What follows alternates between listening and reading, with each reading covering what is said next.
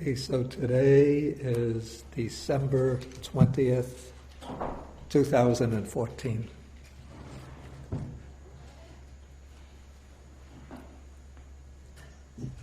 Okay, so let us begin with a homage to the Buddha. Namo tassa bhagavato arahato Sama Sambuddhassa. Namo tassa bhagavato arahato Sama Sambuddhassa. Namo tassa bhagavato arahato Sama Sambuddhassa. Okay, good morning everybody. And today we'll be taking for study the Sutta number 124 in the Majjhima Nikāya. This is called the Bakkula Sutta. It's a discourse with a monk named Bakkula. And as I mentioned last week, if you want to see the way Bakkula is depicted, at least in the Chinese tradition, when you walk up what's called the Bodhi path, that's the stone walk going from the parking lot to the big Buddha hall, you see along the sides of the path there are statues of 18 arahats. And on the left side, could be somewhere around the 6th or 7th up, you'll see one figure with a short beard sort of staring out like this, his head turned to one side, and on his side there's a fierce-looking animal that looks something like a cross between a lioness and a bulldog. And that is supposed to be the Venerable Bakkula. And amongst the foremost disciples of the Buddha, that is, the Buddha appointed different monks, nuns, male lay disciples, female lay disciples. He established a number of categories and then appointed from his circle of disciples the foremost disciple in each area. And Venerable Bakkula was appointed the foremost disciple with respect to good health.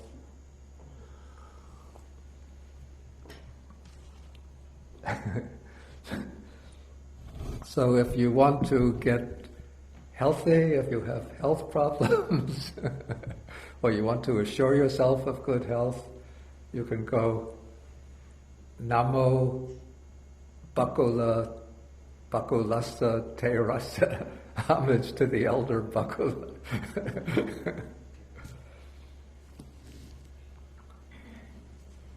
Okay, according to the commentary, the name Bakkula means two families. The word two in Pali is actually Dve, and the word for family is Kula. But sometimes, I think because Pali is based on vernacular languages, the word Dve gets turned into Ba. And so when you have Ba plus Kula, you get two families. And the commentary gives a background story to explain how Bakkula got that name. And as I often say about commentarial stories, when I relate them in class, I usually cross my fingers and keep them under the desk or behind my back. And so you could do the same as you're listening. Okay, according to the story, Bakkula was born into a good family, I think someplace upriver from Benares, Varanasi. And then after he was born, one day when his nurse took him to the river to bathe, she placed him in the river and she was bathing him, and then some kind of fierce fish, maybe like a shark, so I don't know whether they have sharks in the river Ganges, but some fierce fish came down the river, and she became frightened and she lost her grip on the boy, and he went floating down the river. And so she had to report to the family that she had lost the son, and of course they were upset.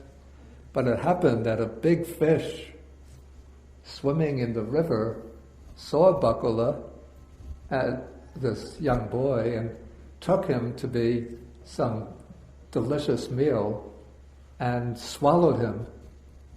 But because Bakkula had a lot of merits from previous lives, he wasn't chewed by the fish, but the fish just swallowed him in one gulp and got him down into its belly. And Bakkula remained there through the force of his merit and his spiritual power. Okay, then as the fish continued to swim downriver, it came to Benares, and then a fisherman caught the fish, big fish, and sold it to a housewife in Benares.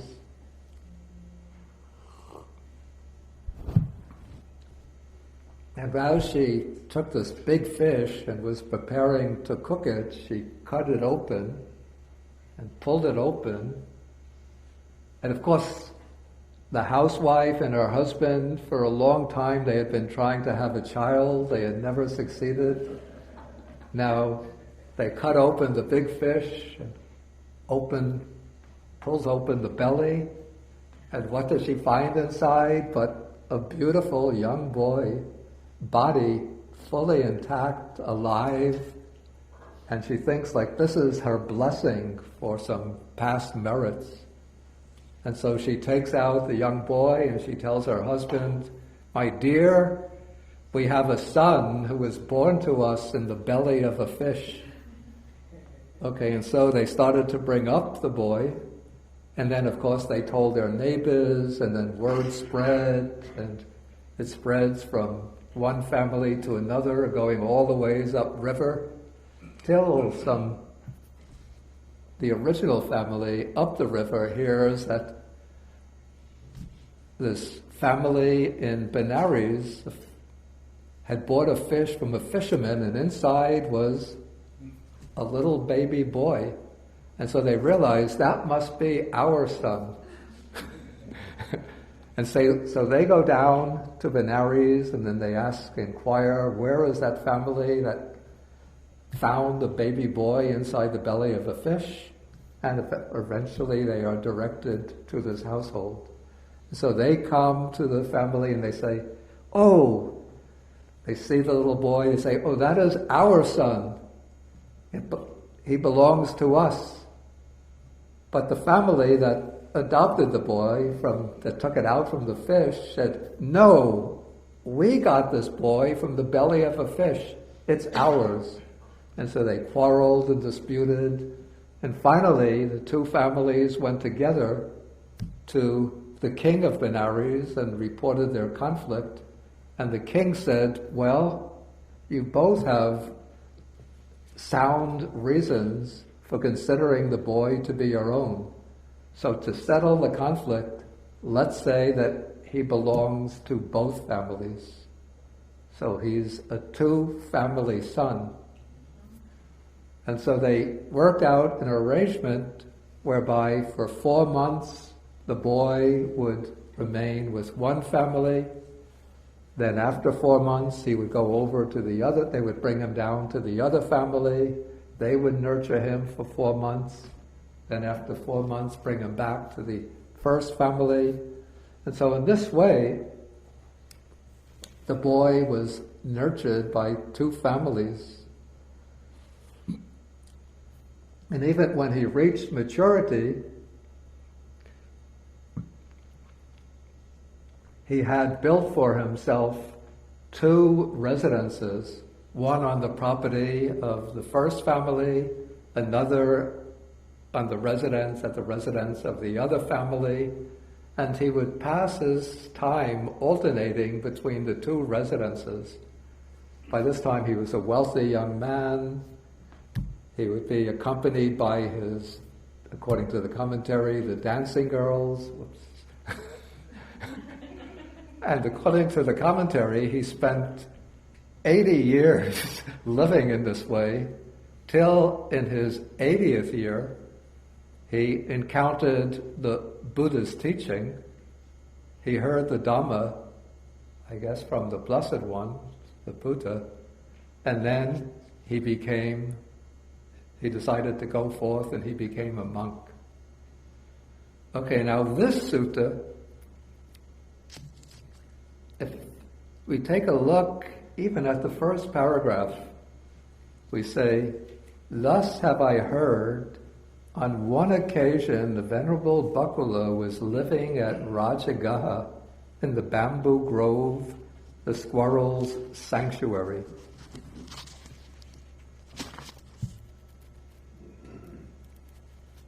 Do you notice anything peculiar in this first paragraph, this opening paragraph? Well, that he's 80 years old. I mean, he was 160 years old. Wait, I didn't come to that yet. Just the first few sentences. It doesn't say the Blessed One. Exactly. Usually the beginning of the suttas, even when they concern some other monk, it will say that on this one occasion the Blessed One was dwelling at, could be Rajgir or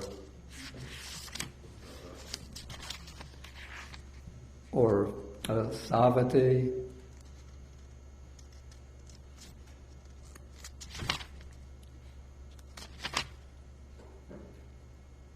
Yeah, I'm just taking as an example Sutta number 127. This is on page 1002. You see it begins, "Thus have I heard, on one occasion the Blessed One was living at Savatthi and Jeta's grove, and Anathapindika's park." Okay, then the rest of the sutta, there's no mention of the Buddha at all. It all takes place as a conversation between the monk, Venerable Anuruddha, and a carpenter named Panchakanga. And then there's another monk who's drawn into the conversation, but no further mention of the Buddha. But because it takes place while the Buddha was alive, it refers to the Buddha in the opening paragraph. But this sutta takes place, when this sutta opens, there's no mention of the Buddha at all. And if Bakkula went forth when he was 80 years old, and later on, a few sentences down in the sutta, it says that the Venerable Bakkula had gone forth, had been a monk now for 80 years. So first this would imply that he was 160 years old at the time the sutta takes place, which is probably the reason why he is praised as the foremost in good health.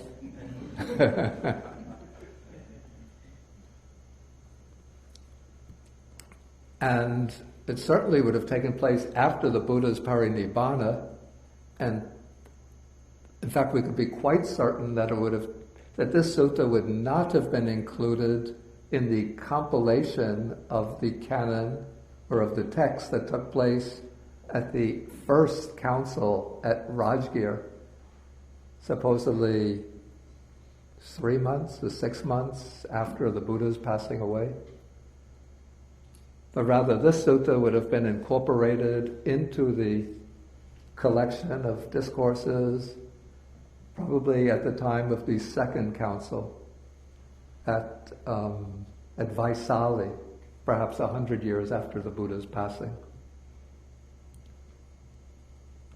Okay, so the sutta begins, it says that a Chela Kassapa, a former companion of the Venerable Bakkula in his lay life, went to him and exchanged greetings with him.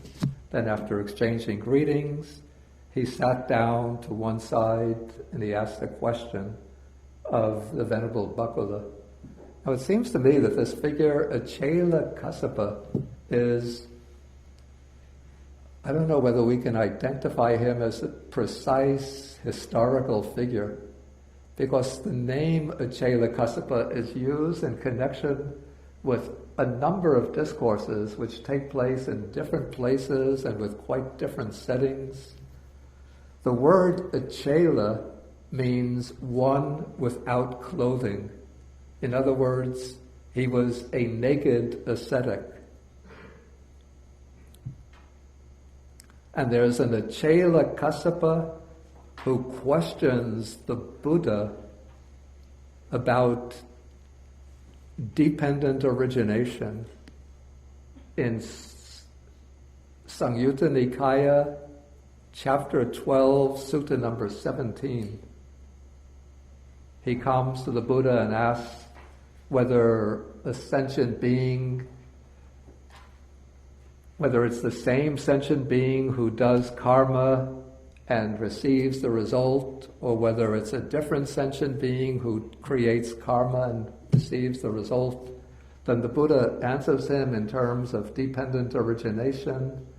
And then this Achela Kassapa gains faith in the Buddha and asks the Buddha for permission to go forth and become a monk. And then the sutta reports that he became a monk, went off and achieved arahatship. Then there's another Achela Kassapa who has a conversation with the householder Chitta the householder, in Samyutta Nikāya, sutta number, it's chapter 41, I don't remember the sutta number. And so it seems that there are a number of naked ascetics called Kassapa, which seems unlikely, or just this figure has been taken somewhat symbolically just to function as a kind of, I don't know, a figurehead, you could say, to serve as somebody who questions a particular member, either the Buddha or a disciple of the Buddha. Okay, so Achela Kassapa now comes and asks the Venerable Bakkula, how long is it since you went forth, since you left the household life to become a monk?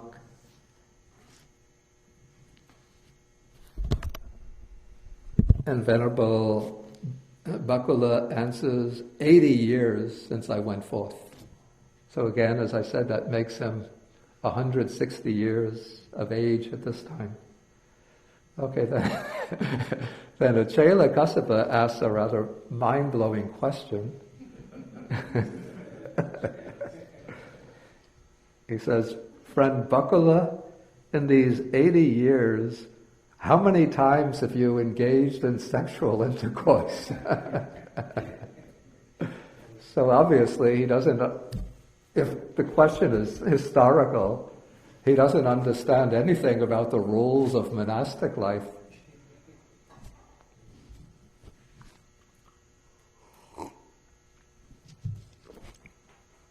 But at the time of the Buddha, there were some so-called ascetic communities which weren't pledged to celibacy.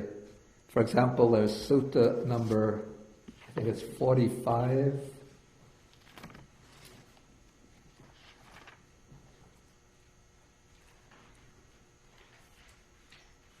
This is on page 406.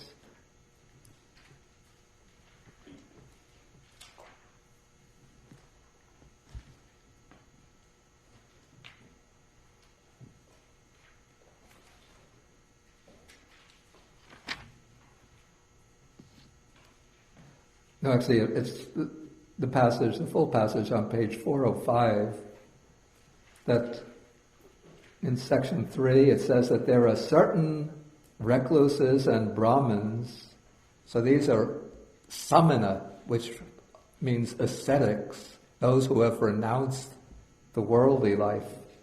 But their doctrine and view is there is no harm in sensual pleasures, and then they take to gulping down sensual pleasures, and they divert themselves or amuse themselves with women wanderers who have their hair tied in a top knot. And then they say, why do some other ascetics speak about future danger in sensual pleasures? Pleasant is the touch of this woman wanderer's tender, soft, downy arm. Okay, so maybe Acela Kassapa thought that the Buddhist bhikkhus were also followers of this kind of doctrine. And so he asked this, it sounds a rather outlandish question. In these 80 years, and he's asking this, an 80-year-old man, how many times did you, since you went forth, did you engage in sexual intercourse? And then Bakkula replies to him, you should not ask me such a question, but rather you should ask me this. In these 80 years, how many times have perceptions of sensual desire arisen in you? In other words, how many times have you has some perception arisen in you in which you would grasp upon the attractive and beautiful features of a woman, and by doing so this would arouse some kind of thought of sensual desire?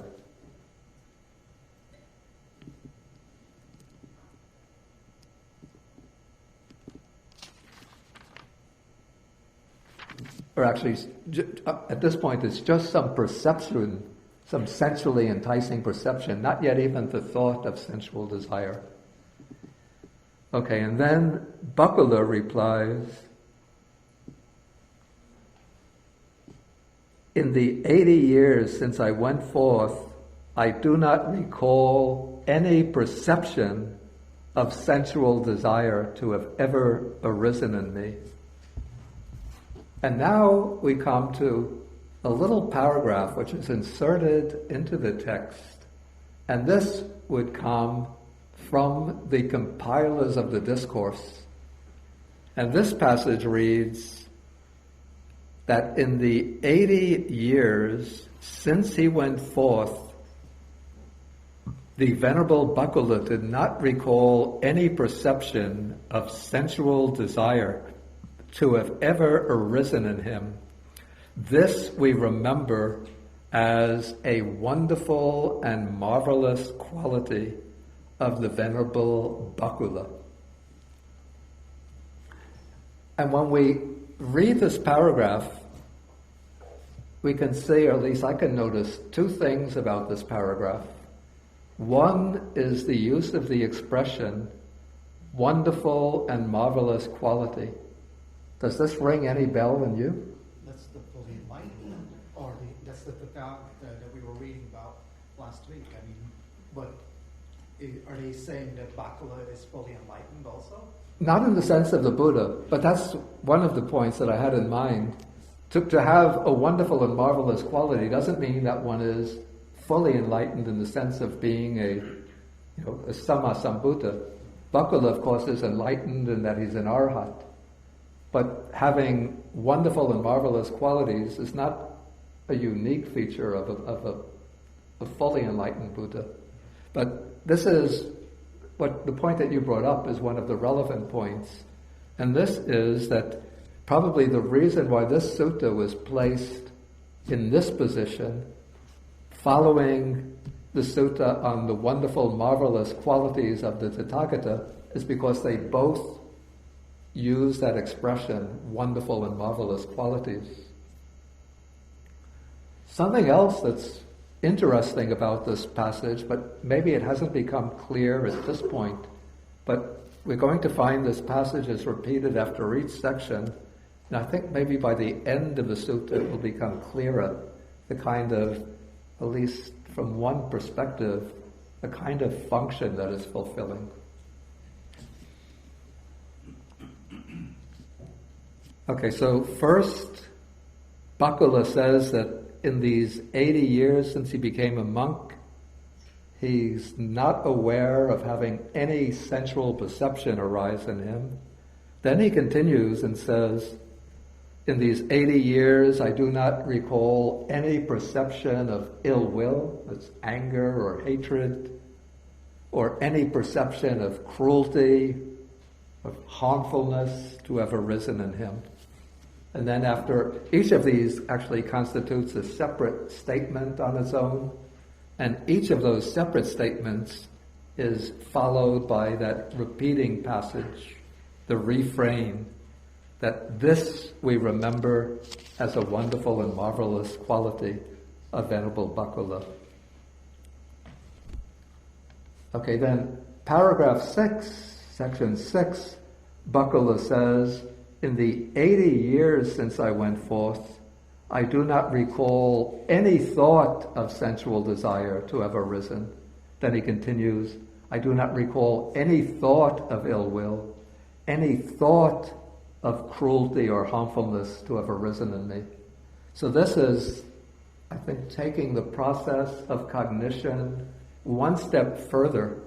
So often, or at least in various places in the suttas, we find statements to the effect that perception is the basis or condition for thought. So when we perceive in a particular way, that perception or sanya triggers a particular kind of thought or vitakka.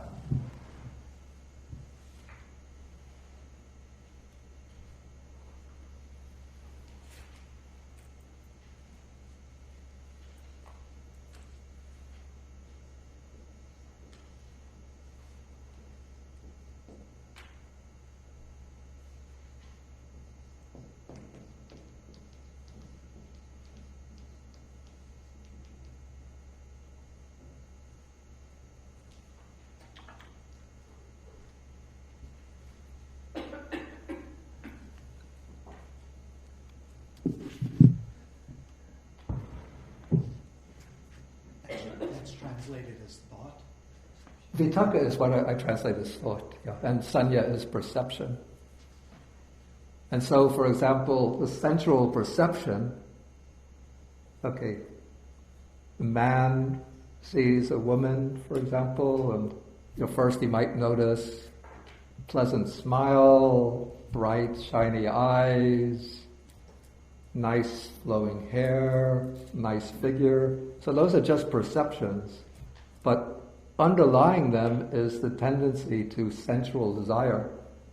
And so once he sort of collects a number of perceptions like that, then a thought of sensual desire could arise in him. And then the thought will motivate action. So you go up and try to think of a nice opening line. Didn't I meet you in Los Angeles last year? Or, I don't know, I'm not so clever with opening lines. Maybe that's why I became a monk.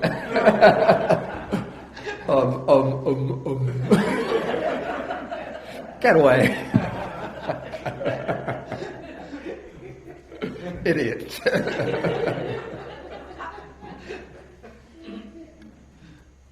You're so sweet.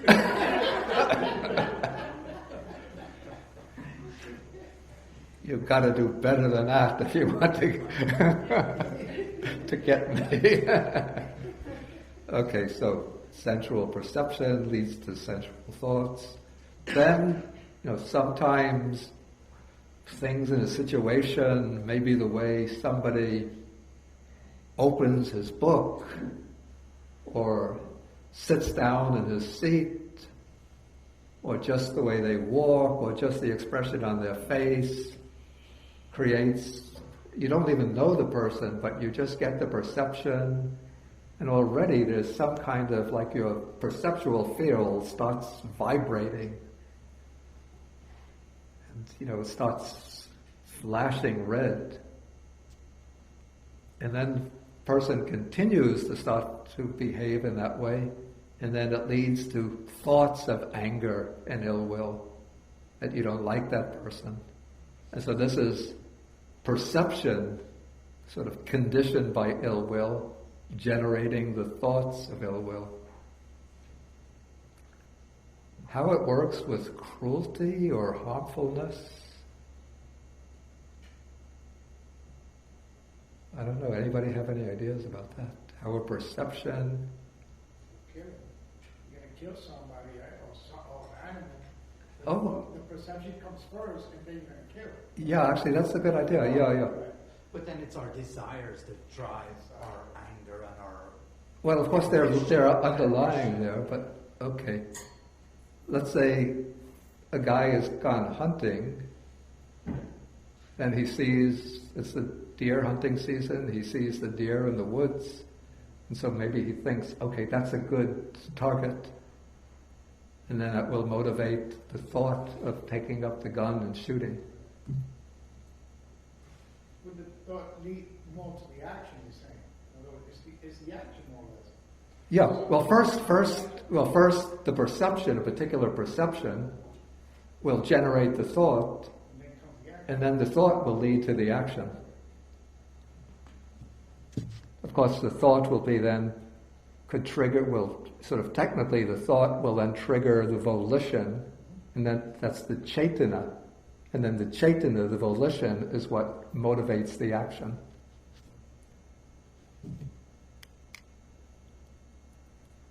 Okay, so these are the classical formulation for the three types of unwholesome perception and unwholesome thought.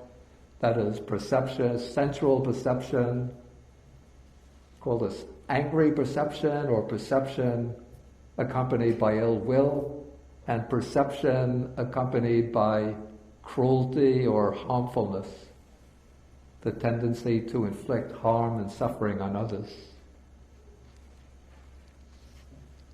And Bakkula says that since he became a monk, none of these, he doesn't recall any of these having arisen in him. And when he says he doesn't recall this, it's a kind of modest way of saying that it's actually never taken place in him.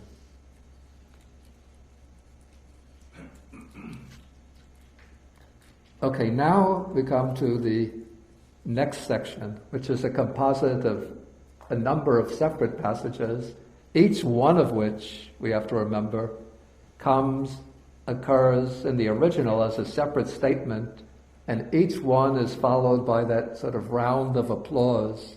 This is a wonderful and marvelous quality in the Venerable Bakkula. Okay, he says, "Since I went forth, I do not recall ever having accepted a robe from a householder," and then this goes with the next one, "ever having worn a robe given by a householder." Okay, now there are two ways in which monks get their robes. Sort of the old ideal, the original ideal in the early days of the Buddha's teaching was for monks, and even before the Buddha established the monastic Sangha, for the ascetics who were wandering over India to just find discarded pieces of cloth, particularly by going to the charnel ground, where they would, when a person dies, sort of like beggars, vagabonds, criminals, people who are not cremated by their families, they would just wrap the body up in a cloth and throw it away in a charnel ground, where the body would be devoured by jackals and hyenas and crows and other creatures, wild dogs. And so the ascetics would go to the charnel ground and take these pieces of cloth that have been abandoned, and then cut up the pieces, sew them together, and dye them. They would use bark or leaves or wood from the trees, boil the wood and bark to get a dye which is somewhat this color, and then they would put the cloth in and then wear it as their robe. Okay, but when the Buddha was teaching, at a certain point, lay people asked whether they could offer ready-made robes to the monastics. And the Buddha permitted this out of compassion for lay people, so that they could get merits by offering the monks their simple requisites of their robes. It wasn't because the robes didn't smell so good? Well, of course, after they got them from the cremation or from the charnel ground, they would wash the robes off in the river or ponds, and then clean them with various cleaning materials, tune them with ground up limestone, and then they would wear them. They wouldn't just put them on right after taking them off the corpse. Okay, but those who wanted to continue to maintain the original ascetic spirit would refuse to accept robes made by householders, and they would insist on continuing to observe the practice of making the robes themselves. In fact, particularly in the forest tradition of northeast Thailand, the monks still make up their robes. But the cloth is usually off. They don't go to the charnel grounds. But the cloth, the plain white cloth, is usually offered by householders. But the monks become very experienced and master tailors. They know how to cut up the robes into the correct size pieces of cloth, how to sew them together using sewing machines, not threading themselves, and then dyeing the robes themselves. But this monk, Bakkula, you'll see that he's maintaining the old ascetic ideal, and so he refuses to accept robes from householders, to wear them given by householders. If he sees another monk has a robe that was offered by a householder, and that monk says to Bakkula, "Will you accept this robe from me?" Bakkula will refuse. He'll only wear robes that he's made up himself from pieces of cloth. Okay, but here it says he's never cut a robe with a cutter, ever. He's never sewn a robe with a needle. Yeah, but he doesn't, how he gets them? Excuse me? How he gets his robes? Yeah, that's a good question. Ever having colored a robe with dye? Yeah. I read this and I have to come to class. Yeah, I'd have to. I didn't look at the commentarial explanation of this, but it's a bit problematic. From another monk? Excuse me? Maybe a robe offered by another monk? It's the only thing I could think of. But then that would be a concession from... Excuse me? Oh, she's asking whether he was naked. No. Actually, going naked is prohibited by the Vinaya. I'm wondering if he's talking about the use of a cutter, the use of a needle, the use of the dye as being luxuries, rather than all different kinds of tools. Perhaps that is the case, though a needle is included with what's called the 8 requisites. So, when anybody is ordained as a monk, they get a parcel or a package with the 8 requisites. That's the 3 basic robes, the belt, it's for the filter for filtering water, a strainer, water strainer, the razor for shaving. Oh, the alms bowl, of course, the alms bowl. And a needle and thread. Okay, 3 robes, belt, it's a cloth belt, bowl, alms bowl, strainer, needle and thread, And razor, yeah.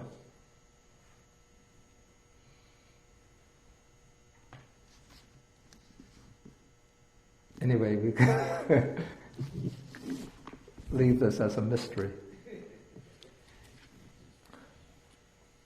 Okay, then he's never sewn a robe at the Katina time. The Katina is an event which is held at the end of the rains retreat, the 3-month rains retreat, which usually lasts from the day after the full moon of July till the full moon of October. Then after that there's a 1-month period in which on a certain day the monks designate this as the Katina day, when they take pieces of cloth that have been offered and prepare them into a new robe. And they all work together to prepare that new robe. It has to be prepared within a 24-hour period, so they all work together. But Bakkula says that he's never worked on making a robe during the Katina time, and he's never made robes for his companions in the holy life or his fellow monks.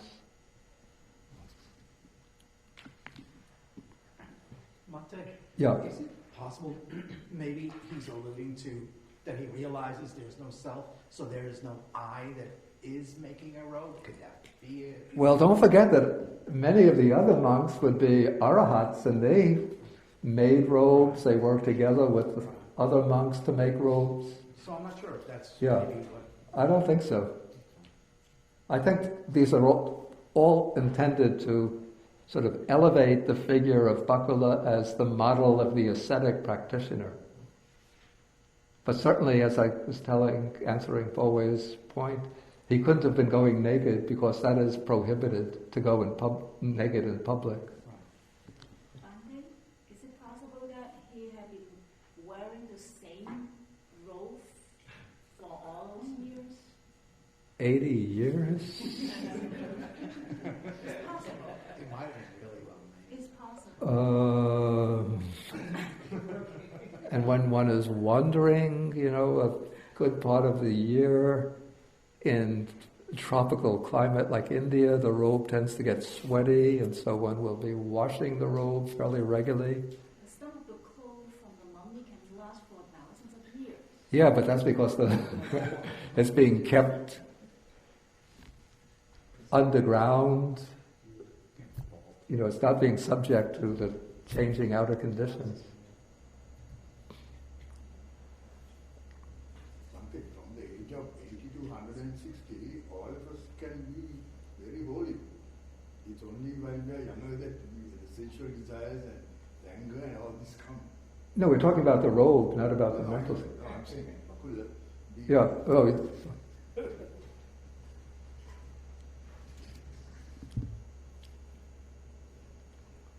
Yeah, so I'm just doubtful that he could have worn the same robe for 80 years.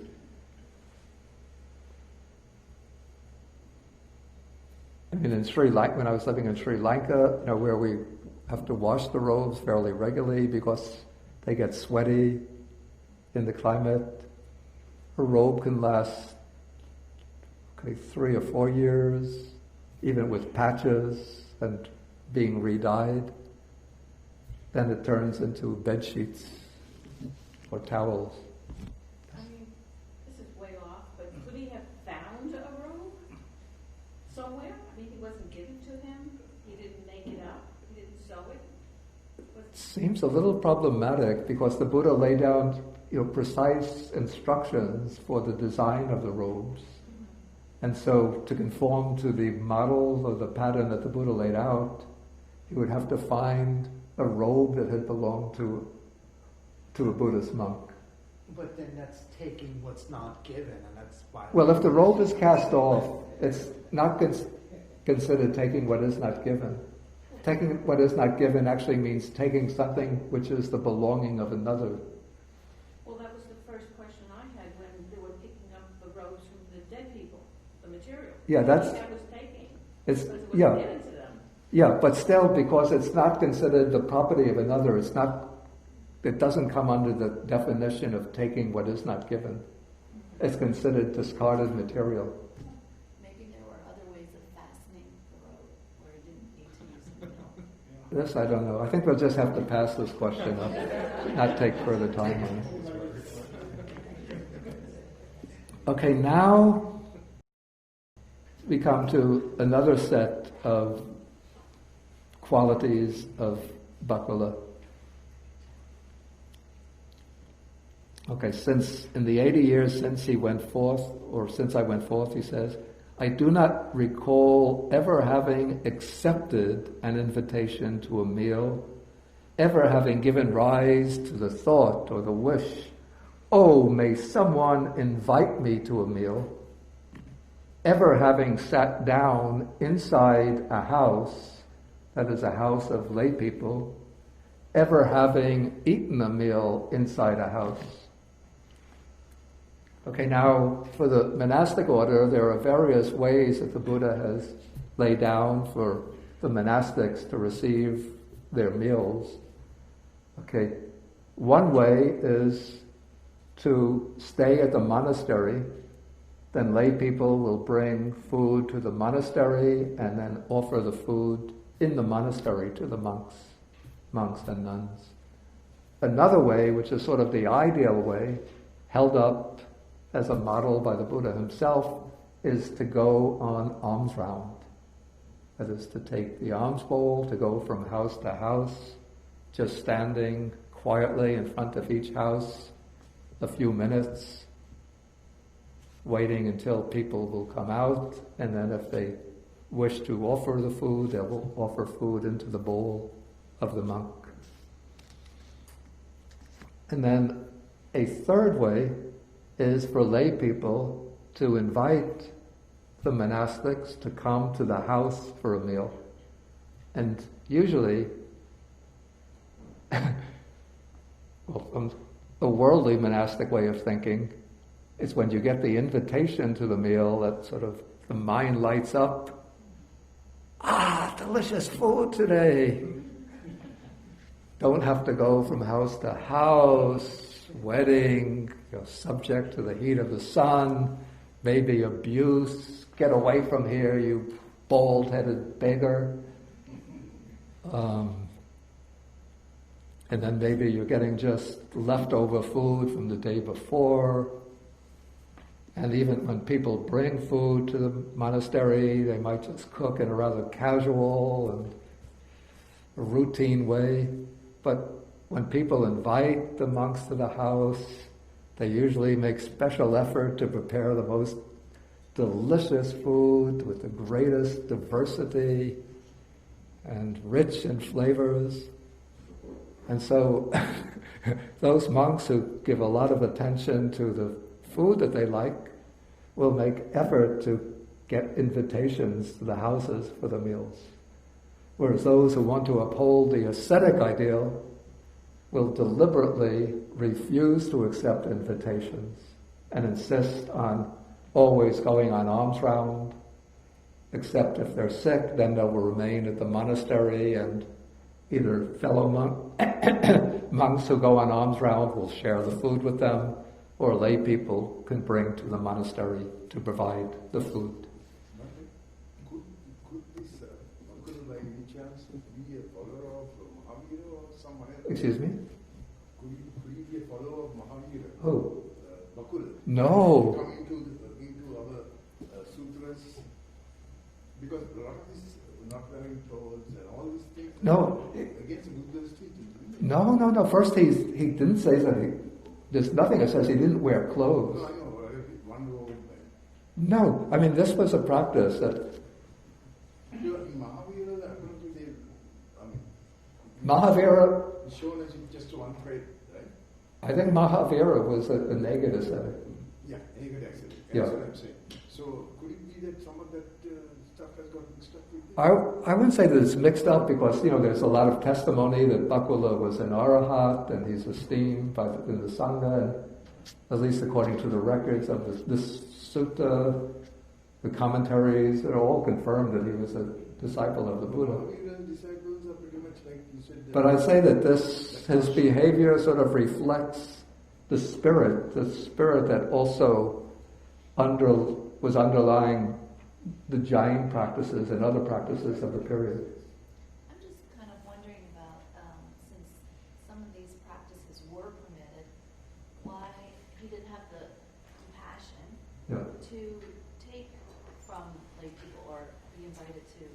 I mean, it sounds like the sutta's going to keep going.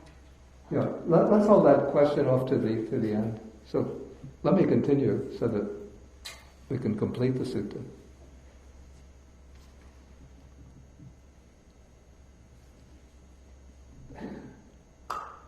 Okay, so he's never given rise to the thought, may somebody invite me to a meal? He's never even entered a house. You know, sometimes lay people might invite the monks not to a meal, but to come into the house, either to recite blessings or to receive a cup of tea. I don't know that they had tea in the time of the Buddha, but to accept some refreshment in the afternoon. So he's never even sat down inside a house and never even eaten a meal inside a house. And again, this is, the reciters say, we remember this too as a wonderful and marvelous quality of the Venerable Bakkula. Okay, now we have a number of suttas, a number of passages referring to Venerable Bakkula's relationships with women, which are all pretty much in the negative. In the 80 years since I went forth, I do not recall ever having grasped at the signs and features of a woman. This means perceiving a woman, sort of grasping at signs and features of beauty. This ties up with the sensual perception. But then he goes further. He's never taught the Dhamma to a woman, even as much as a 4-line stanza. Should I take that? Guilty as charged. Excuse me? Guilty as charged, you are. No, you are guilty as charged because you talk to women, right? Okay, so he's never taught even a 4-line stanza.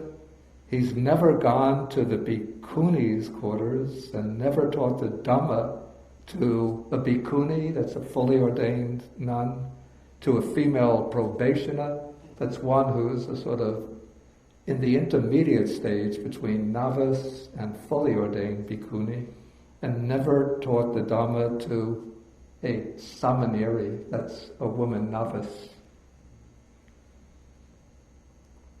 And so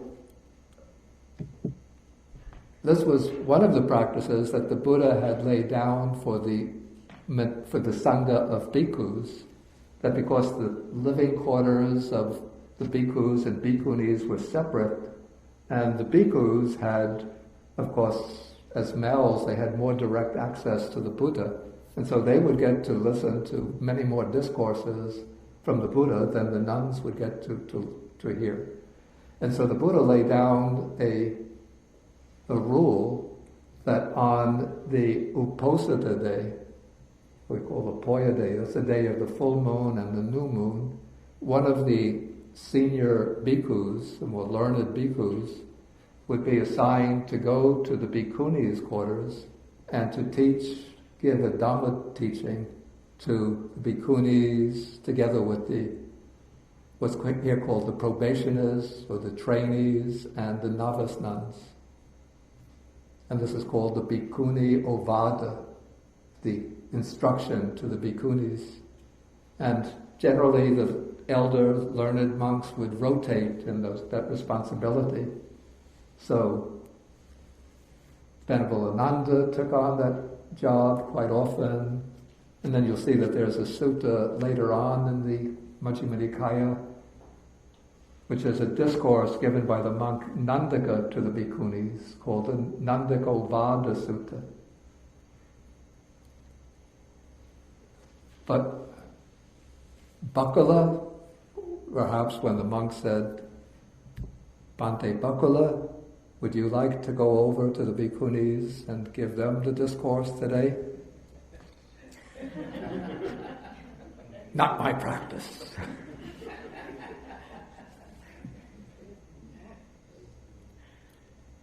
Okay, but don't think he was biased exclusively against women, because he says in the next group of statements, in the 80 years since I went forth, I do not recall ever having given the going forth, ever having given the full admission. I'll first read, then I'll have to explain these terms. Ever having given dependence, ever having had a novice wait on me. Okay, the going forth, or pabbaja, that is the novice ordination, where a senior monk gives a candidate for ordination. He gives him the 10 precepts of a novice monk. Then the full admission is I think it's better translated full ordination. So that would be, to give him the full ordination as a bhikkhu. That is done by a community of monks, presided over by a preceptor. Then having given the dependence, that means that according to the rules of regulations of the Vinaya, one who receives the full ordination during the first 5 years has to live in dependence on or under the guidance of a senior monk. And similarly for a nun, I think it's 3 years, 2 years or 3 years guidance for a junior nun, because she spends 2 years as a probationer. So now I think it's 3 years of dependence or guidance for a junior nun.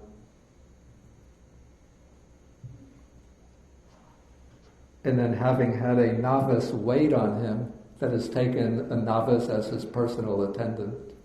So Venerable Bakkula seems to have been a very solitary type of monk who didn't want to have close relationship with the other monks.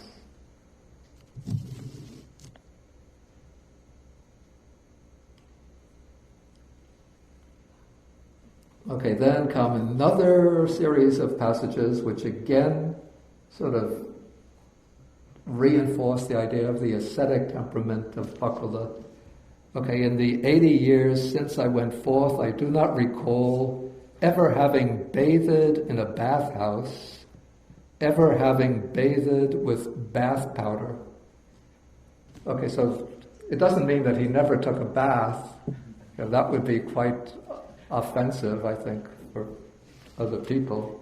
And also, after 80 years, his body would have been covered with dust and dirt and mud and dry and mixed with sweat. But what's so funny? It's like he doesn't need a cook. Doesn't need a robe. But there would be at least two ways to take baths.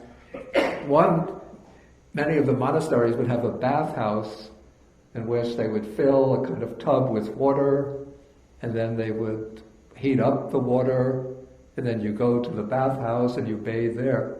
The other way is to go down to a river, a creek, a pond, and bathe, or to a well and bathe there. So apparently Venerable Bakkula would only go to rivers and ponds and creeks to bathe, not using the bathhouse, the convenient bathhouse at the monastery. And then bath powder would be, nowadays of course we use soap. In those days I think soap was invented maybe in the 19th century, 18th or 19th century. But they would use some kind of powder, fragrant powder that they would smash. Well, powder is already fragments. But they would take the powder and then use it to bathe themselves. It would be the equivalent of soap today. So he must have used, to get sweat and dirt off, maybe just clay or whatever was around.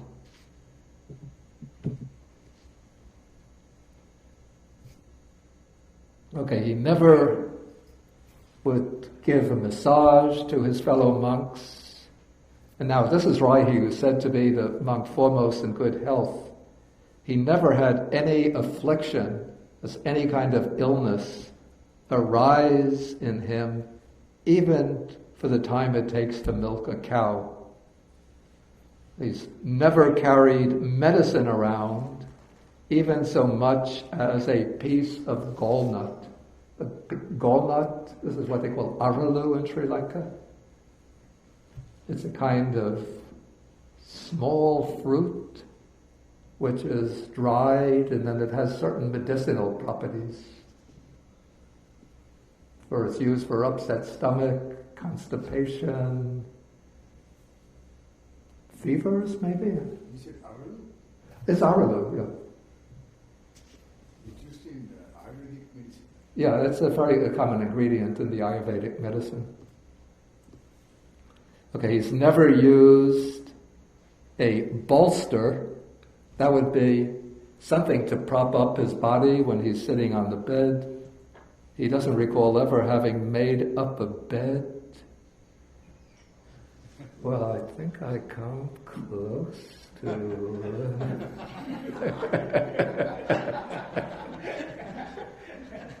And I remember one of my students once said, what is the reason for making up the bed when one is just going to go back to sleep in it the next night? I do mine like that too. Excuse me? I don't do mine. I just leave it like that, take off. Yeah. You just leave it the way it is when you wake up, and then it's already unfolded when you're ready to go to sleep. You don't have to cover up the sheet and then pull it down again. This is a noble quality. So I guess some of us can pride ourselves on having a wonderful and marvelous quality.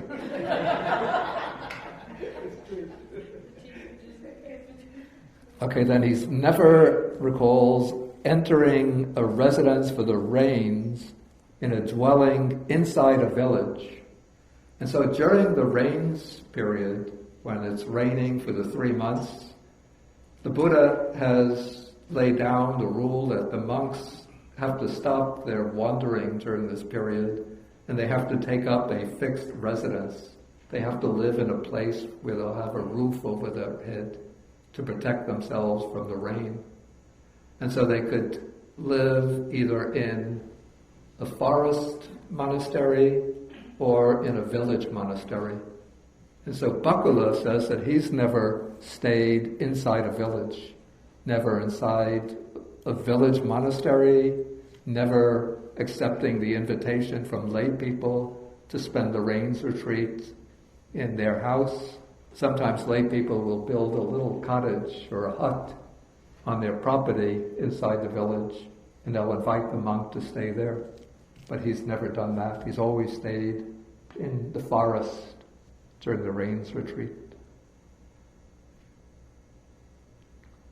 Okay, then finally, paragraph 38, Bakkula concludes this part of the discourse with his declaration of arahatship. He says, "For 7 days after going forth, I ate the country's alms food as a debtor.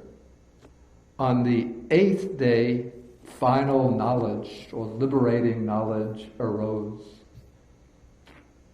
Okay, what is meant by eating the alms food as a debtor?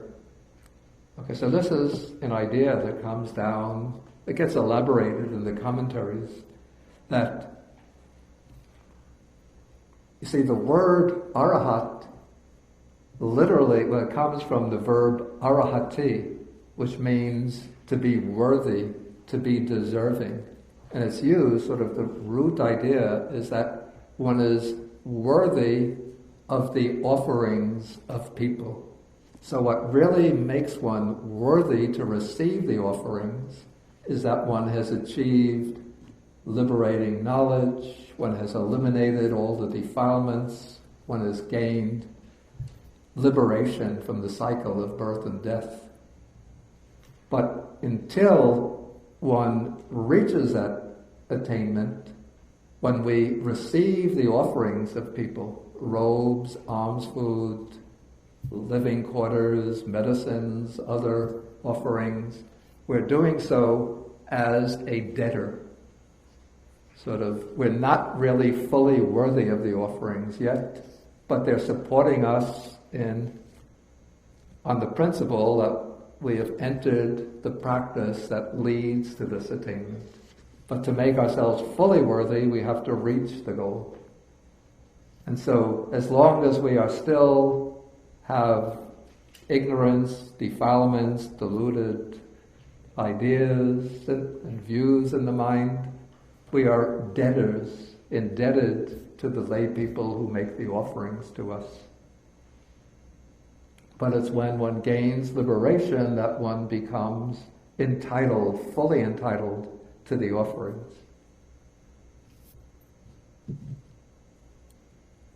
And so Bakkula says that after he became a monk, he had to practice just for 7 days. Then on the 8th day, he achieved the goal. So now he's 80 years, he's been an arhat. Okay, so now the reciters all declare this as a wonderful quality of Venerable Bakkula. Okay, then comes a certain stock passage when somebody is very impressed by the teaching and then they want to go forth. So here the naked ascetic Kassapa says that he wants to receive the going forth in this Dhamma discipline. He wants to receive the full ordination. Then he receives the going forth, and he receives the full ordination.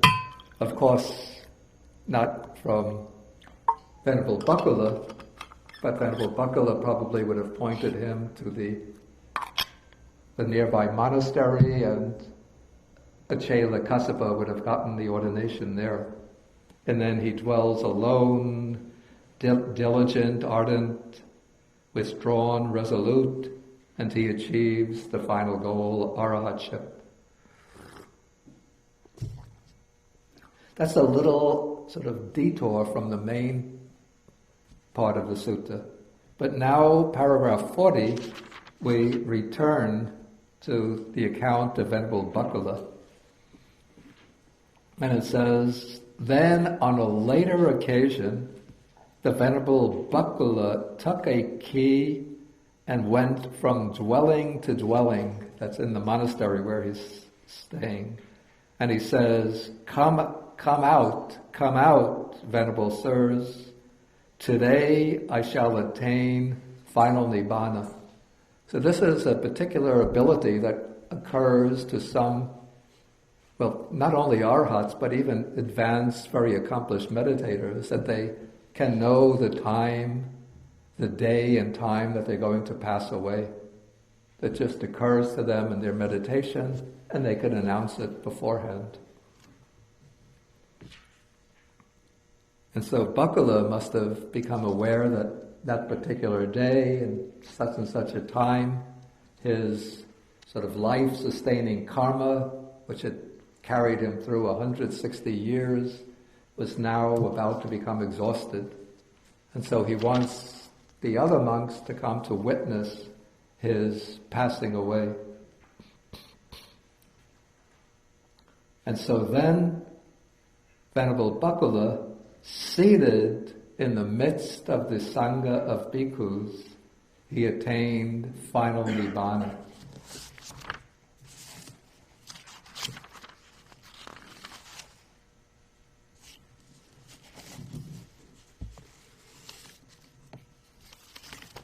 Yeah, according to the commentary, Venerable Bakkula, because his lifestyle was very simple and not demanding on others, he didn't want to leave the other monks with the burden of having to take care of his cremation.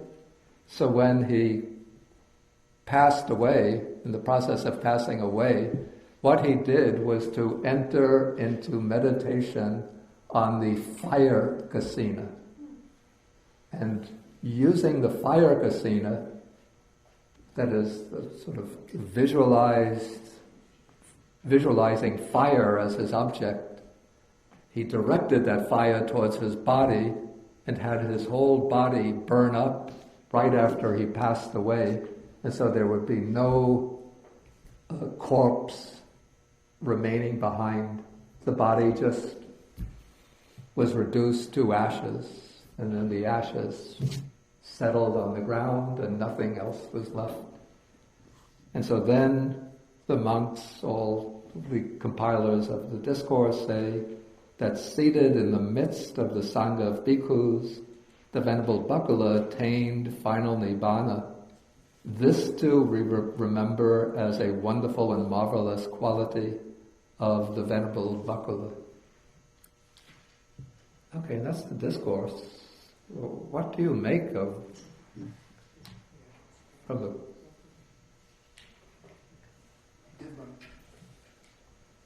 As you said at the beginning, Bhante, this is not something that the Buddha himself preached.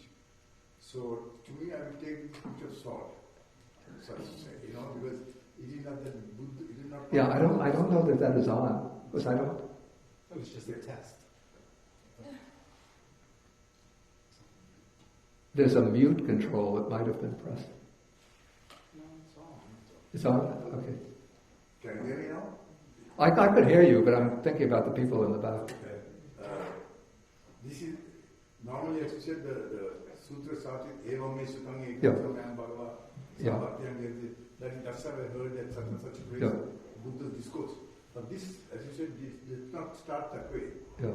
Because it is something that Bakkula is being questioned by someone else. Yeah.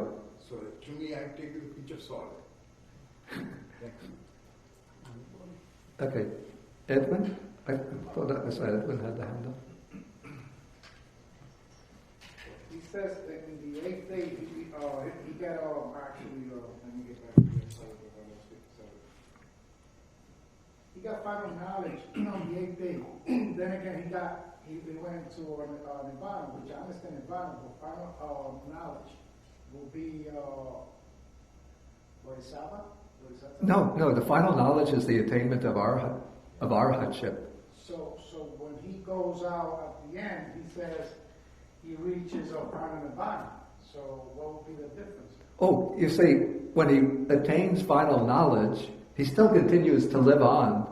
In fact, he's lived on now for 80 years. But through the attainment of final knowledge, he's eradicated all the defilements. So now he's fully liberated in mind. But his vital energy, the vital force, is still sufficient to keep him alive in good health for 80 years. So he continues to live on for 80 years. Then, when he's 160, then the vital energy declines, and then he passes away. But I just want to see the difference on both, even if it's not him, on the wordings, because I thought it would be the same thing. No. The final knowledge marks the attainment of Nibbana while alive. And then what is called here, the attainment of final Nibbana, means the passing away into Nibbana. The passing away without any residue of bodily existence. Thanks. Okay, I think Stacy had some comment, or maybe Chris, you have it?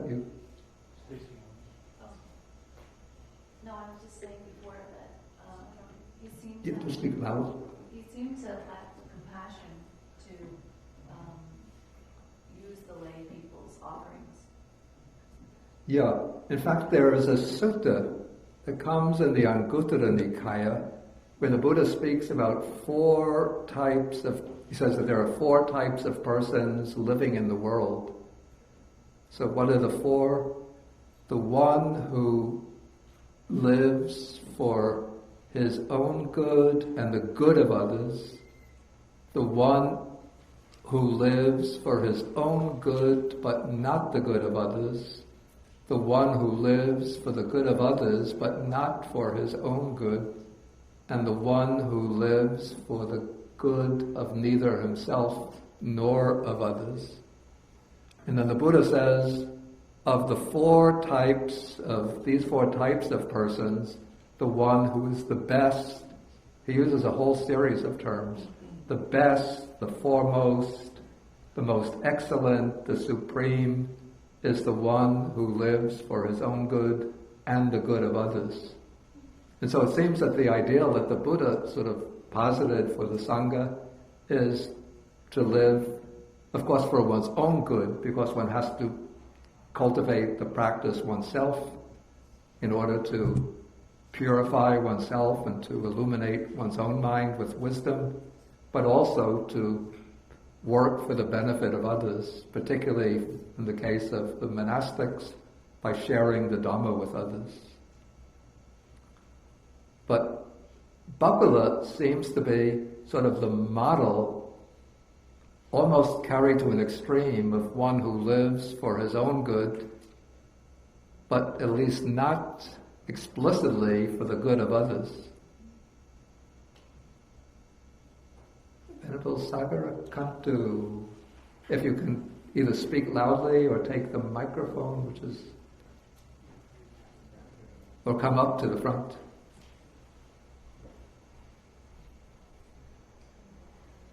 Just a quick point. In this sutra, it describes a person who's not an arahat who accepts the alms food as a debtor, right? Yeah. But there's another sutra in the Majjhima Nikāya called Purification of Alms Food. Yeah. What's the name of that sutra? I think it's called Pindapata Parisuddhi Sutta. And in that sutra, the Buddha says for a bhikkhu to be worthy of the alms food, he has to have a finger snap of loving kindness. Oh, that's actually a very good point. That's a very, very good point. Was it in that sutta? I haven't looked at that in a long time.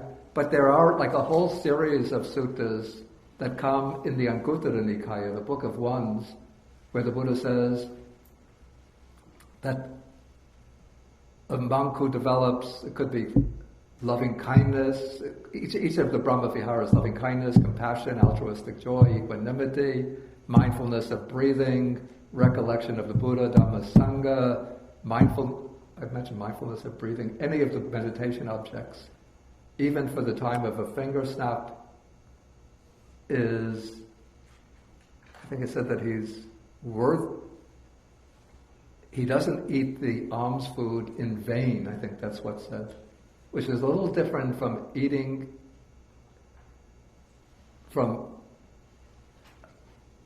not eating it as a debtor. One is still a debtor, but one is not eating it in vain. It's still fruitful for the people who make the offerings. In fact, one has to sort of balance these two against one another. Because if one says that one is not fully worthy unless one is an arhat, then we don't have any lay supporters. They all turn their backs.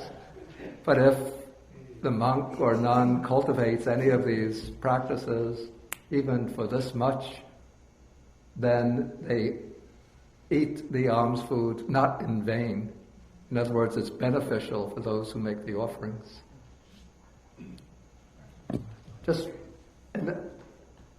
Did you get to speak? You did, that's right. I just want, before we close, we could continue this discussion after the meal. I just wanted to point out that my former student, now leading scholar, Bhikkhu Analayo, he has this book called Majjhima Agama Studies, in which he's studying suttas from the Chinese Majjhima Agama in relationship to their Pali counterparts. And he has a paper or an essay on the Bakkula Sutta, and he makes some interesting comments here. I just wanted to read a few passages from this paper before we close.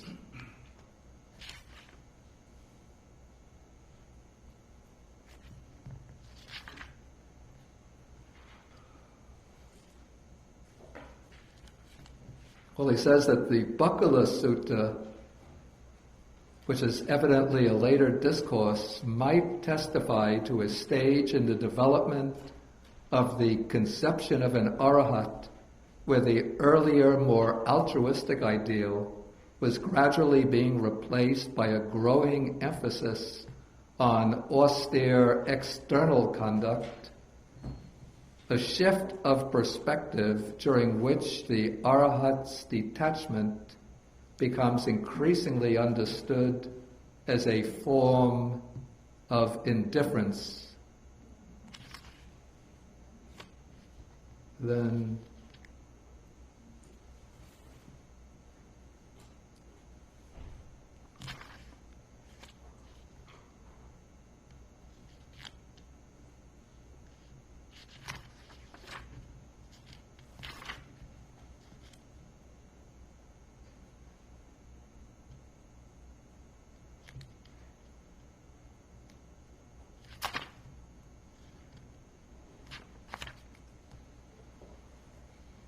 then he compares Bakkula with the Venerable Mahakassapa, who also exhibits that austere, ascetic temperament. But Mahakassapa would give discourses to the monks, and he praised the monk who is himself sort of accomplished in the ascetic practices and also encourages others to observe them. But in contrast, the Venerable Bakkula doesn't encourage other monks to engage in any of the practices. So then Venerable Analayo says, in the examples that we just surveyed, Mahakassapa does take an active interest in community matters and also acts as a teacher. He even goes to a nunnery to teach the nuns, even though this was done at the instigation of Ananda. And so in contrast to Bakkula, Mahakassapa would not have been able to proclaim that he never entered a nunnery, that he never greeted a nun, or that he never taught a nun.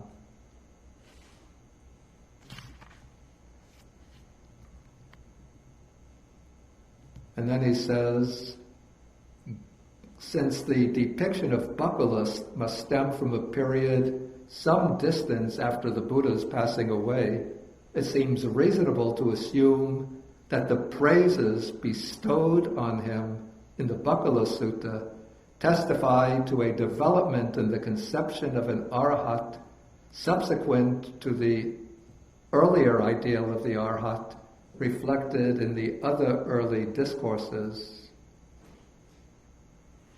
In fact, as the comparison with Mahakassapa shows, in other early discourses, the austerity and the ascetic conduct do not require from teaching activities. In some, it seems that the Arhat ideal evident in the depiction of Bakkula reflects tendencies that can already be seen in some discourses related to Mahakassapa, probably representing an attitude held among a faction of the early Buddhist community. If Bakkula's fellow monks had adopted a type of conduct similar to those praised in this discourse, the Buddhist monastic order would not have stood much chance of surviving. Okay, maybe with this we'll end for the day, and then we will come back, let us say, at, let's say 12:30, and then we could have discussion then. Okay, so let us end with the sharing of the merits. Hey, maybe you guys share the merits. Maybe I'll leave without sharing. I've been so inspired. But the Venerable Bakkula, for all we know, he might have been not teaching in the human realm, but radiating his merits to the Deva world and the realm of the Pretas. At the age of 80 or 160, everyone would be a whole person, I'm sure, because most of our desires will be on physical changes. Yeah. Okay, so let us recite the verses for sharing the merits. Akasata Jabhumata Deva Naga Mahitika Punyantang Anumoditpa Chirang Rakantu Sasanam Akasata Chabumata Deva Naga Mahitika Punyantang Anumoditva Chirang Rakantu Desanam Akasata Chabumata Deva Naga Mahitika Punyantang Anumoditva Chirang Rakantu Mang Parang Etavatacham Hehi Sampadang Punya Sampadang Sabbe Devanumodantu Sabba Sampati Siddhya Etavatacham Hehi Sampadang Punya Sampadang Sabbe Bhutanumodantu Sabba Sampati Siddhya Etavatacham Hehi Sampadang Punya Sampadang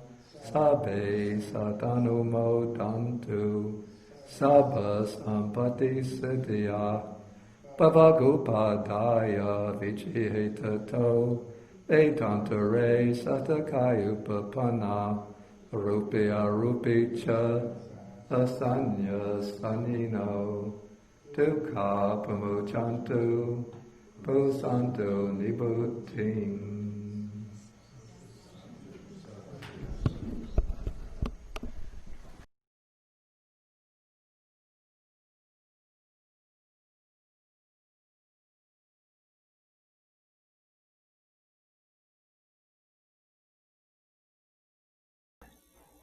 Okay, so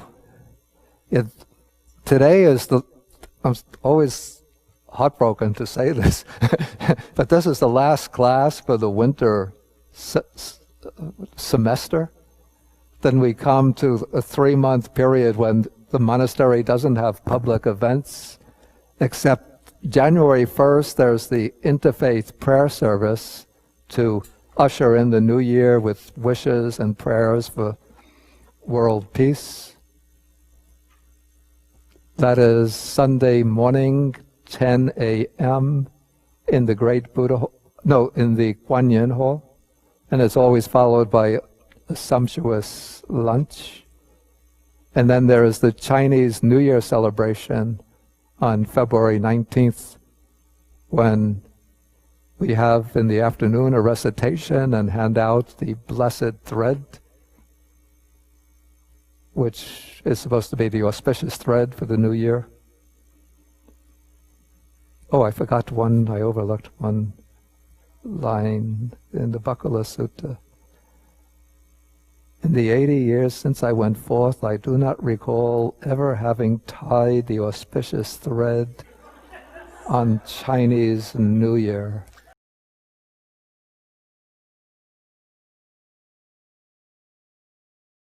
Gee, I've recalled tying so many auspicious threads, hundreds of them.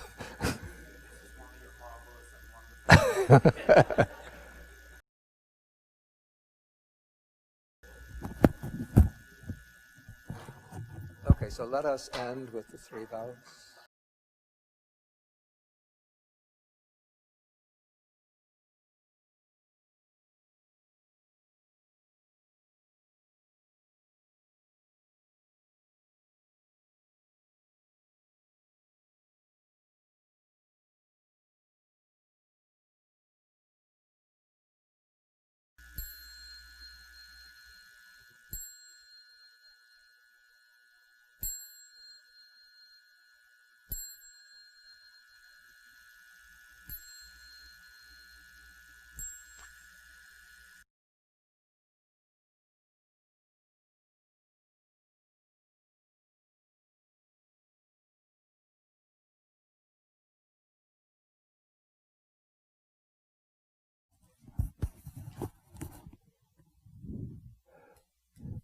Okay, so we continue with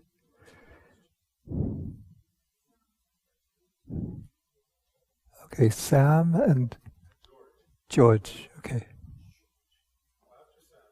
Okay, since Sam had it, let him go first.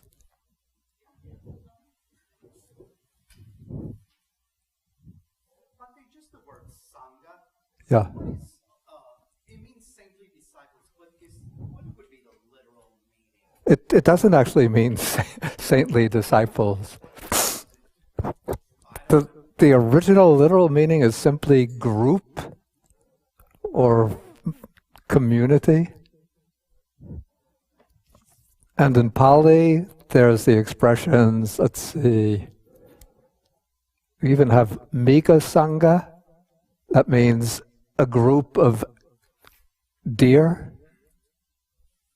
Let's see, there was another use of Sangha. Yeah, anyway, the original meaning is group, but then within the, specifically Buddha's context, it refers either to what's called the Arya Sangha. That would be the group or community of noble disciples. And in that case, it refers specifically to those who are on the four paths or who have realized the four fruits. And then it's used with reference to the monastic order, Bhikkhu Sangha, Bhikkhuni Sangha, which is the order of monks and nuns. I mean, now I know groups of lay people use it when they get together and practice together. They use it with reference to themselves. I mean, I don't have objection to that, but it's not canonical usage.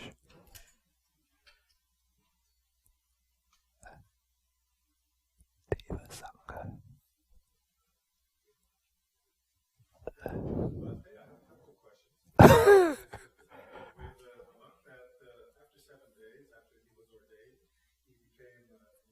Yeah.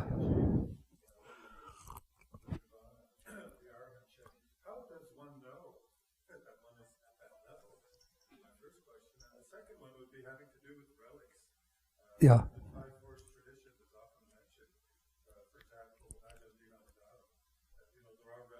Yeah. Yeah. Okay, the second question is easier to answer than the first. As to how one knows, there is supposed to be what they call a reviewing knowledge or retrospective knowledge, whereby one can sort of reflect back on one's mind, and then one sees what one has realized, what defilements one has eliminated, what defilements still remain. So in the case of the Arhat, there will be no defilements remaining. The problem is that a person on their own can overestimate themselves about their achievement. So sometimes people who are meditating very earnestly, very vigorously, will have some kind of powerful experiences, and then they think, that means that I'm enlightened. And so they might even come to the conclusion and even maybe report to others that I've reached, the final, either some stage of enlightenment or even the final goal. But one could be, deluded about that. So that's why, when the Buddha was alive, monks would report to the Buddha, and then the Buddha would be able to look into their mind and determine whether they were reporting accurately or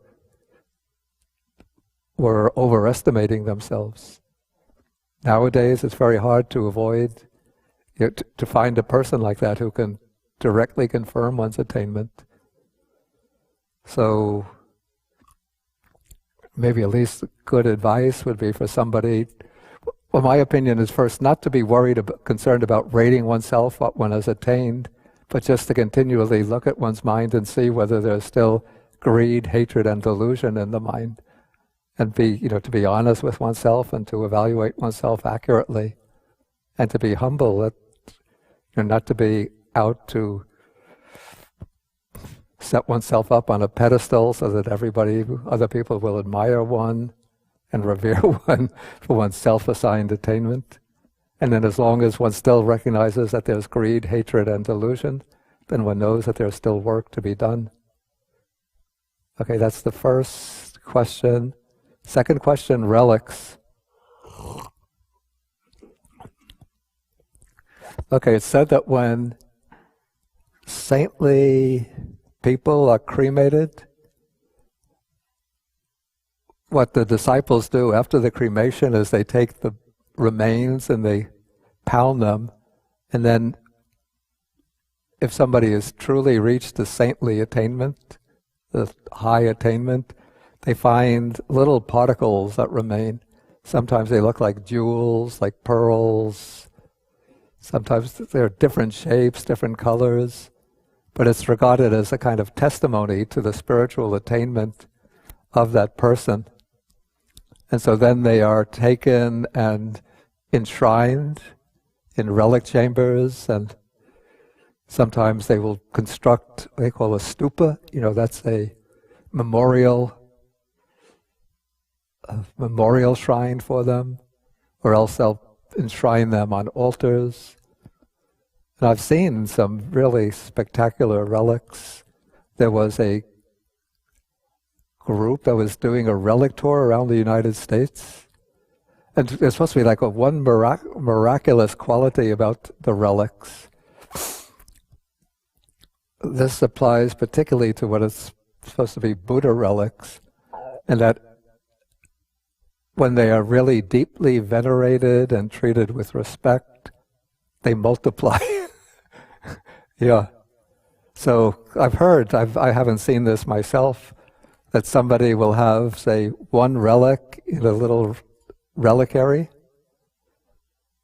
which they'll venerate and make offerings to it. Then maybe after some years they'll open it up and there are 2 or 3 relics there, 2 or 3 pieces.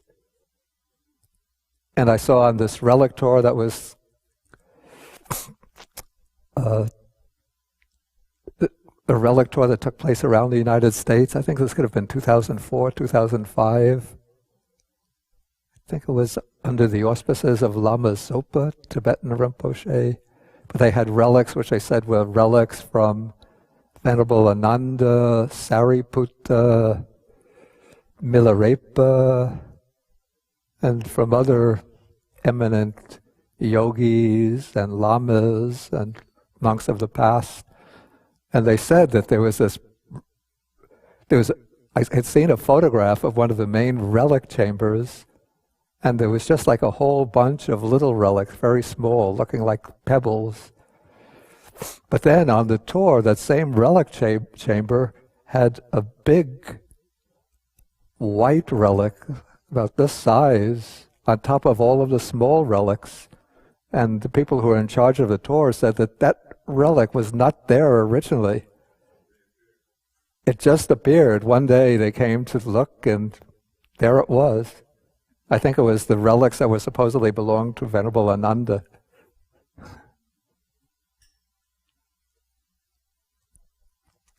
But I'm not sure that, the ability to leave behind relics is necessarily proof of the actual attainment of enlightenment. It could be the product of a deep degree of samadhi.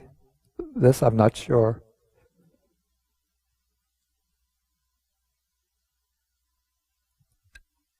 Yeah. Yeah.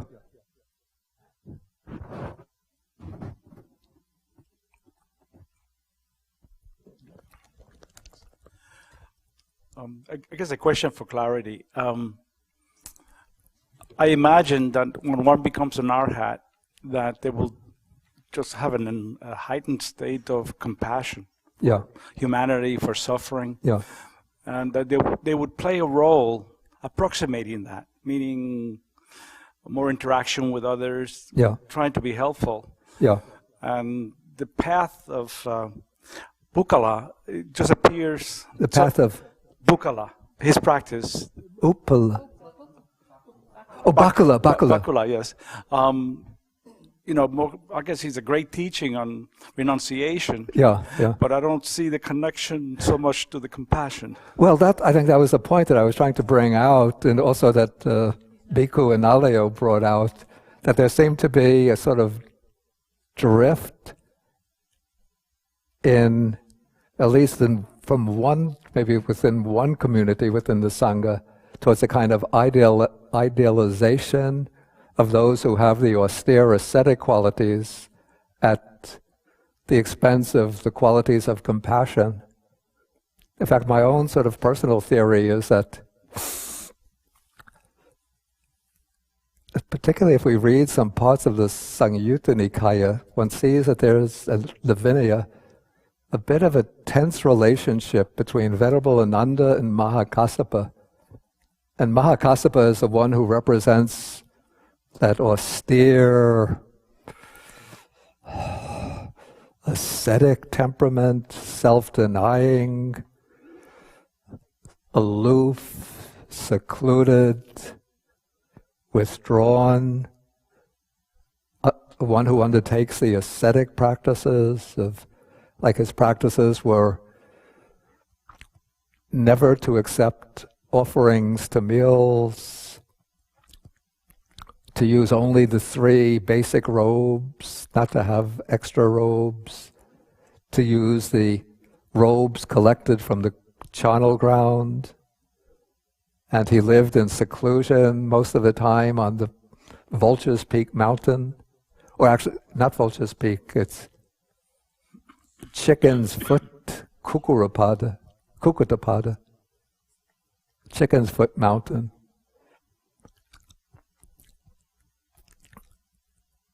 Okay, and then on the other side was Venerable Ananda, who devoted himself for 25 years always to looking after the Buddha. He was like the Buddha's personal secretary, the intermediary. When other people wanted to meet the Buddha, they would always have to come through Ananda. And he was always liked very much by the bhikkhunis, well, because he was the one who sort of interceded on their behalf to get the ordination for them from the Buddha.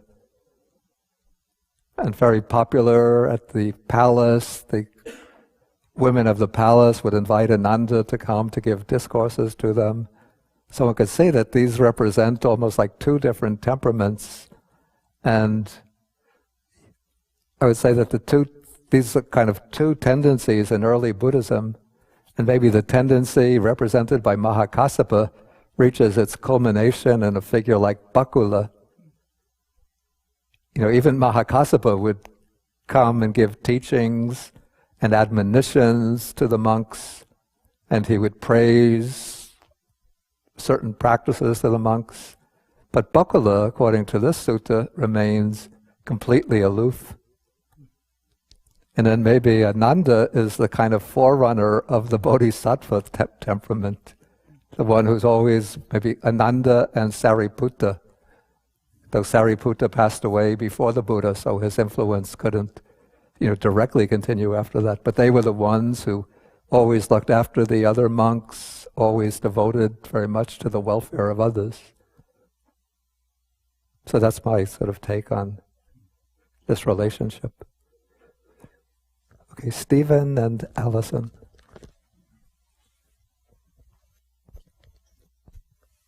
Bhante, I have 2 questions.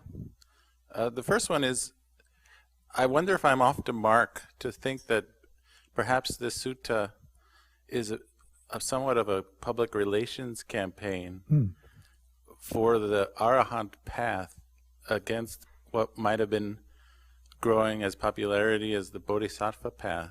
Mm-hmm. Because those inserted refrains seem to be applauding, as you said, these austerities. Yeah. And it seems like without those refrains, one might read this sutta in the opposite way. And so I can imagine maybe these compilers saying, yes, that's right. See how austere he is, see how sort of wrapped up in himself he is, that's the way to go. So, and it ties into my second question, which maybe is a bigger one. Yeah, that's not so much a question, but an observation. Well, I just wanted to say if you might agree or disagree. Yeah. Anyway, go on to the second. The second question is about the accuracy of these suttas, because Boe just pointed out to me that in the Agama, Bakkula has a robe. Has a robe. Oh, there's nothing here which said that he doesn't have a robe. Okay. Because as a monk, he has to have a robe. Oh, right. It's just that there was a problem. I can't figure out how did he get his robe if he's not accepting robes offered by householders. He's not cutting and sewing himself. The only thing, but then he doesn't want to bother others. I can't see him then saying to other monks, you make the robe for me. Right. Okay. It seems like there are sometimes differences between the Agama Chinese version and the Pali version. Yeah, definitely. So, if I grew up in China and I encountered the Agama version, and that is how I thought the suttas were. Yeah. And maybe the Pali would seem sort of like an altered version. So how do I know? I mean, is there a ground level of this is more the Buddha's teaching? Because there seems to be significant discrepancies sometimes. I would say, first, on the fundamental teachings, they're pretty much in agreement. It's just that the way particular suttas are formulated differ. And we have to recognize first that the teachings were preserved orally, for perhaps 3 or 4 centuries, and they were transmitted orally. And now the early Sangha would have split up into different geographical regions. This is even before the rise of Mahayana Buddhism. And then from these different geographical splits, then there would come different interpretations and technical points, which would have led to the specific doctrinal tenets of the particular early schools, which then became crystallized in their Abhidhamma systems. But they both preserve what was essentially the same collection of suttas, but probably in the course of oral transmission, passages from one sutta would have been, in one line of transmission, might have been transposed into another sutta. And so in this way we get differences in the way the suttas have come down, which I would ascribe mainly to differences just in the decisions of the monks who are responsible for the course of oral transmission. And what we find very, very rarely do we find particular tenets of the distinct schools coming back into the suttas and showing a bias towards the position of that school. For example, in the Pali suttas, let's say in the Pali commentarial tradition, the idea that there is an intermediate period between one life and another is rejected. Rebirth in the Abhidhamma system is supposed to be instantaneous. But there are some passages in the Pali version of the suttas which suggest that there is, in fact, an intermediate stage between lives. So the preservers of the Pali suttas didn't try to alter the suttas in order to make them fit into the Theravada doctrinal system. Instead, the commentaries try to explain these passages away to make them accord with the Theravada doctrinal system. And so this has become like a big field for now. It's sort of like a field which has just been opening up in the last 20, 30 years, since the importance of the Chinese transmission of the suttas, which were not composed in China, they were actually translated into Chinese from Indian lines of transmission. And so now the comparative studies between Pali versions, Chinese versions, versions preserved in Buddhist hybrid Sanskrit, even versions preserved in Central Asia and some of the languages of Central Asia. So that's become a big field.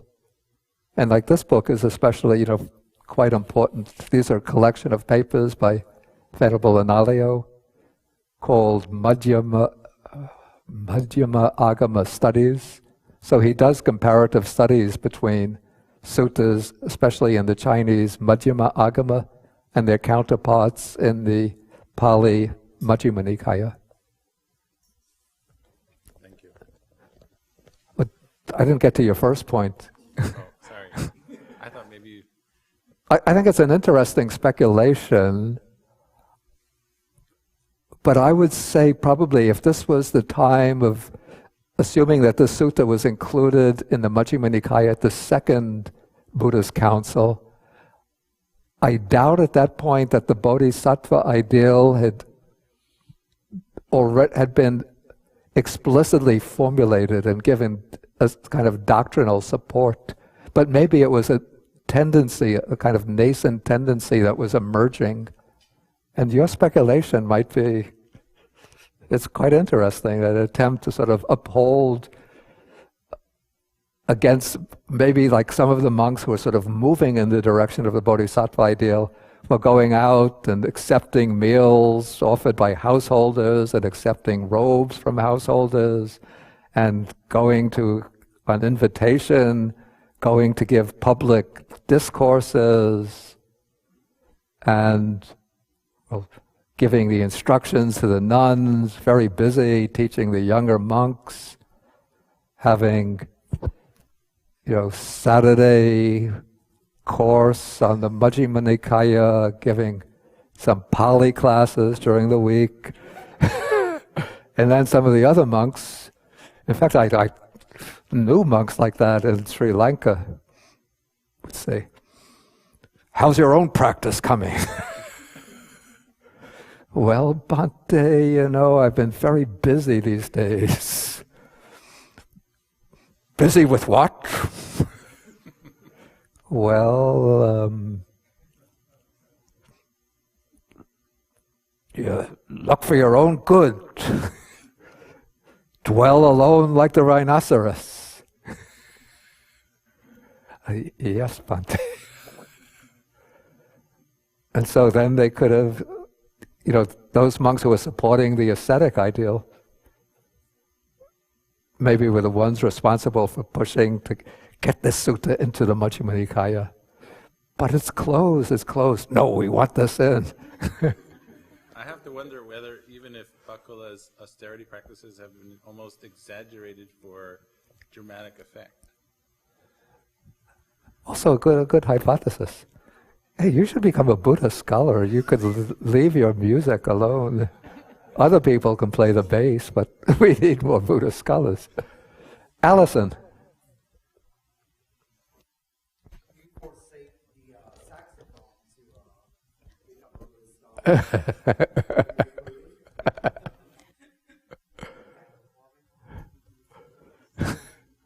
Allison, please. Actually, my question is similar to Steve. I have a question.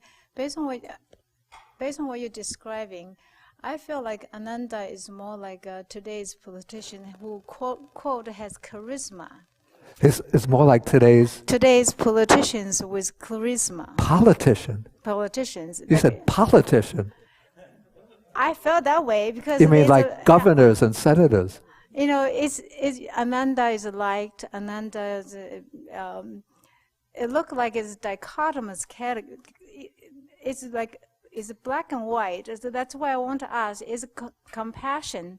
Yeah. Compassion is related to human interaction, related to social skills. I'm having difficulty. Maybe if you come up a bit. Because your voice is light and it's that device is not picking up. My question is, based on what you described, I felt Ananda is being liked, like today's popular monk. And it's almost like the definition of today is like politicians or somebody who has charisma. Charisma is a lot of describing as being liked and has a power, has attractions, and all this stuff. So that's why I want to ask.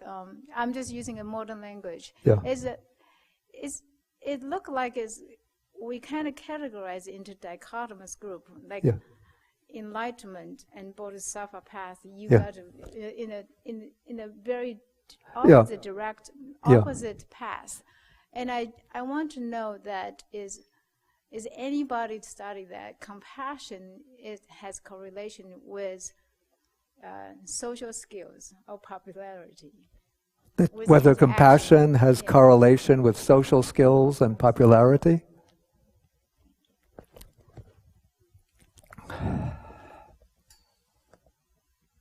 Well, I would say that somebody who has strong compassion would make more of an effort to cultivate social skills. And through having social skills, that would lead to popularity. like there are 4 qualities mentioned in the suttas, a set which in a sense represents compassion and action. These are called the 4 Sangha Vatu, which are Sangha. It's not Sangha, but Sangha means binding together, collecting, bringing together. So these are 4 qualities which sort of attract or bring people together with oneself. I think in Chinese it's 十法, 四十法, 是, 4th tone, right? 是法, 是, with an E. 是法. What tone am I saying? Yeah, 四十法. Okay, it's the 4 Sangha Vatu. So this is giving, dana, pleasant speech, endearing speech, beneficial conduct, that's acting that benefits others. And then the 4th one, a little ambiguous, but it could be taken to mean equality, treating others like one would treat oneself. Okay, and so I wouldn't compare Venerable Ananda when I hear politician, I think of somebody who is going out of his way to try to be popular in order to get elected so he can have position and power. Whereas Ananda was not like that at all. But it seems that he was very popular. He had a very loving, lovable personality. And so he would naturally attract people. And so it's said in the text, and actually it's also said in the Parinibbana Sutta, that whenever the bhikkhus, bhikkhunis, laymen and lay women come to meet Ananda, they always feel joyful and happy. And whenever they have to leave him, then they always feel a little bit disappointed that they have to go and leave him. Okay, 1, 2, and then we have to stop. Johnny and Edmund. The question actually is from the internet. Yeah. I think she asked, but isn't that very same issue that prevent Venerable Ananda from attaining arahantship, while both Venerable Kassapa attain highest foot? Okay. That issue means what you said before, being loving kindness. Yeah. Not being politician, because the question asked before that. Yeah, that might be the case.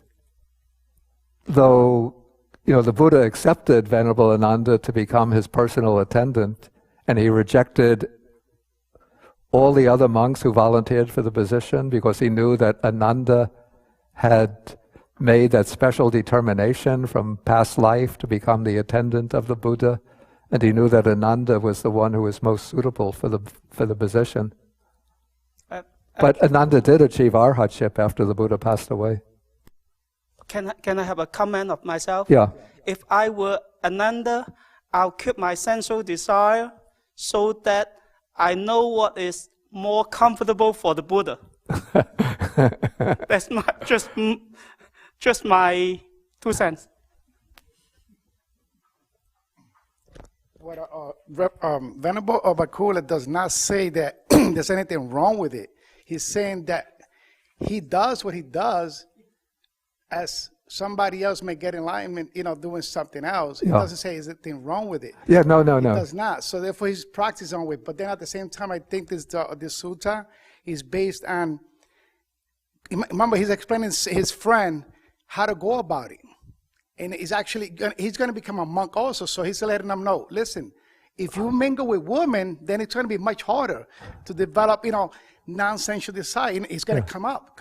Lust is going to rise. Yeah. If you go to people's house, then you're going to have a hard time. You know what I mean? You must go eat. You know what I mean? What they give you. And so he's explained to him the way to go to let go attachment.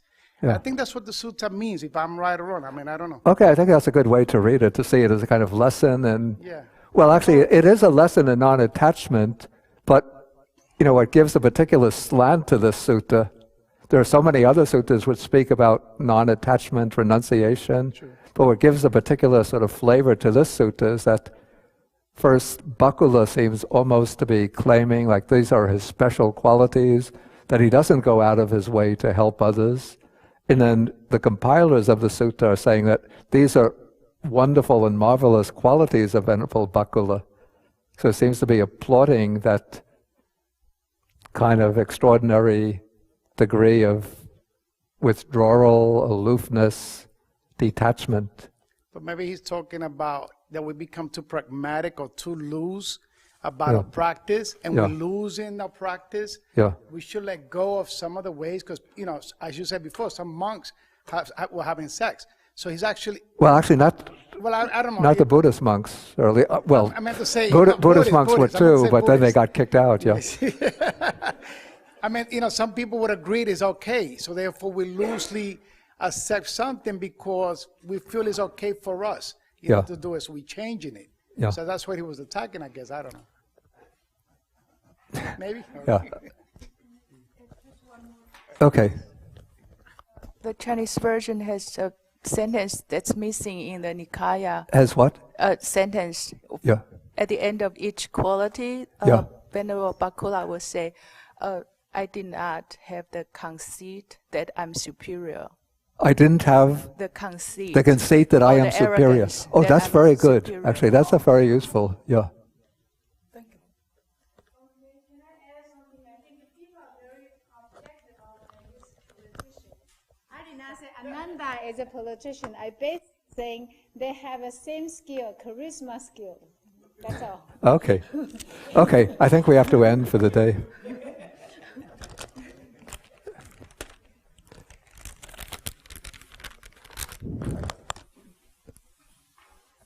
Bhante, you said you felt really bad because this is the last class, but you don't have to stop.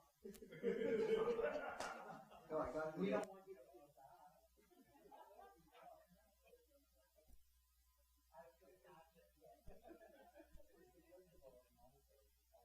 Because of the insurance policy. But we start again after the monastery reopens in April.